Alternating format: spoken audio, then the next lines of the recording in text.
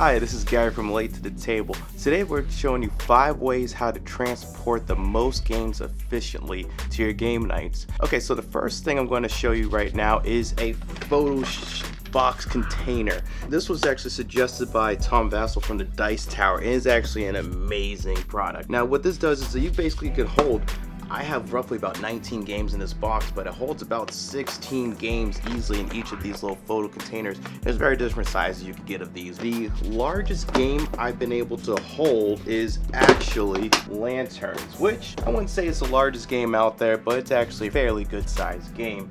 But this thing's awesome. What's great about it is that it's also waterproof. I wouldn't let it sit out there, but you could definitely bring it out and not have to worry about your games. There's also a lot of other really good things about it. If you drop the case or anything like that, your games are protected. It also creates a nice little solution, so you can actually get rid of little empty boxes like this one, which I haven't gotten rid of the empty box yet. There are some problems with it though. It's not the most cheapest option compared to everything else I'm getting ready to show you today. You could buy this for roughly about $35 if I'm not mistaken on Amazon. It's not the most durable product compared to the rest of the items I'm going to show, but there's two little issues with it. If you drop it, especially if it drops on an edge or a corner or anything like that, it's probably going to crack. The other issue with it is this handle. I did have one in the past where the handle broke, and the second handle breaks, the thing's useless. And this is like a little cheap little plastic, but that's really the only two problems I have with this product. The price at the moment and just its durability in certain areas on the product. Besides that though, without a doubt, I would rank this right now as the best container for small games. It's great when you pull it out on a table and everyone's just like, oh, how many games did you bring? You're just like, I brought almost 20 games in this one little thing. That's all you have to do, really. The next option on the list is going to be a drum bag. Now with this drum bag, this is a Chromacast drum bag. What's great about this is that it opens up and it has a flap down the middle, then have all of your games displayed, which makes it really cool to have. And it's a great way to bring out your games and be able to also see all of the games that you brought really quickly. It's also cheap too. You could get this one. This is actually the standard size. There's actually a larger size for this, which I currently own, but the problem with that is my version is getting all dinged up, which comes to the problems with the bag. The problem with this bag is that compared to the other options, it's not the most durable thing. But I wouldn't be surprised if this product was commercially graded to hold roughly about 25 to 30 pounds. When I fill this thing with games, it gets to roughly about 50 pounds, maybe even a little bit less. After reusing this for about 6 months, you do see definite wear and tear. The sides come ripping off, flaps come falling off. The other issue with this bag is the straps. Now these straps, I would almost consider them useless.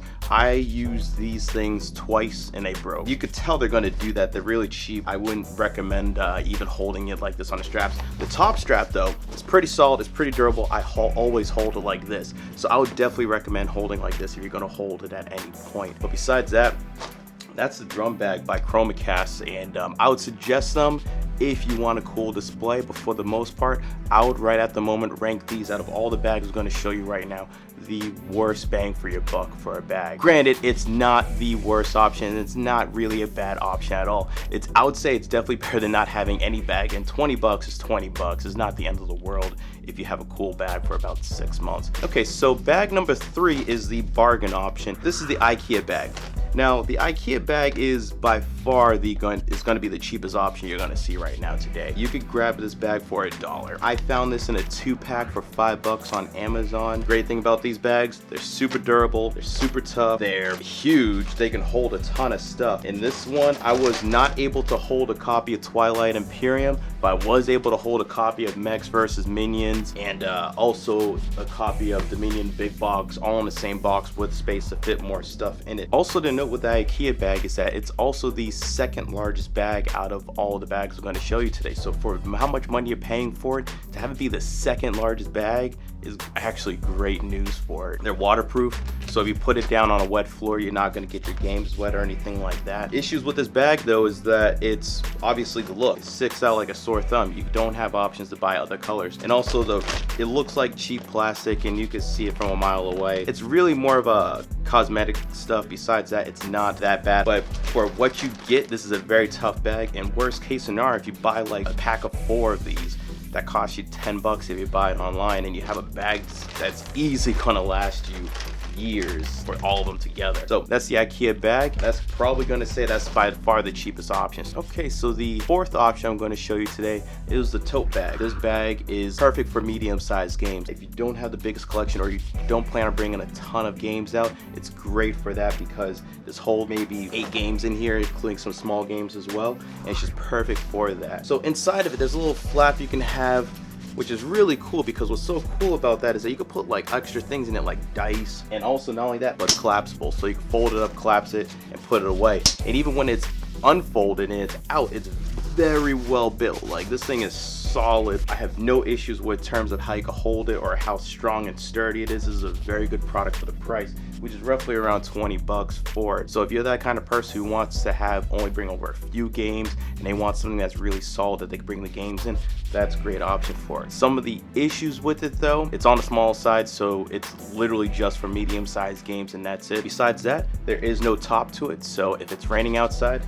you are screwed. But the material is plastic, so if you put it on a wet surface, it's going to be perfectly fine. But yeah, that's the tote bag, and that is the fourth option, which you can go out and get a bag for, and that's really good, really cheap, and definitely worth your money. Now, the fifth way to bring out your games is this military parachute bag. Some of the pros about this bag is just about everything. It's cheap. This bag was 20 bucks. This thing is massive. It's really deceptive, but just to give you an idea of what it is, you're gonna see a video here shortly of me putting in Twilight Imperium, Mechs vs. Minions, and the Dominion big box, and still having space for several other games. I attempted to put in Dominant Species and one other game in there. It might have even been Forbidden Stars or something like that, and it almost fit. So this bag is massive, though.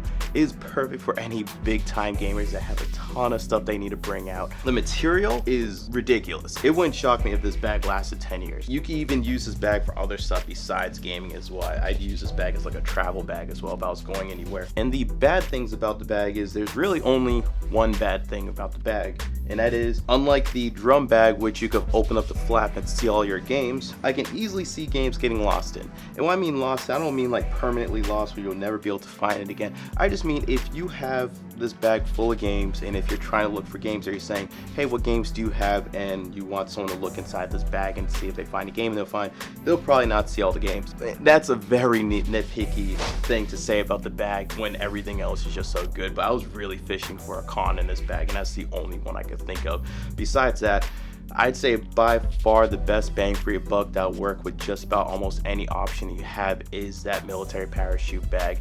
And for its price at 20 bucks, why not? It's perfect. There's nothing wrong with that bag except for that one little picky thing I had with it. But besides that, that's all 5 of the options that I have for you to bring your games out most efficiently. So let me know what you think. Let me know if you have any other options or any other little life hacks or any little tricks you have to bring your games out at night. Be sure to like and comment the video, and thanks for watching. This is Gary Pope from Late to the Table. See you guys next time. Peace.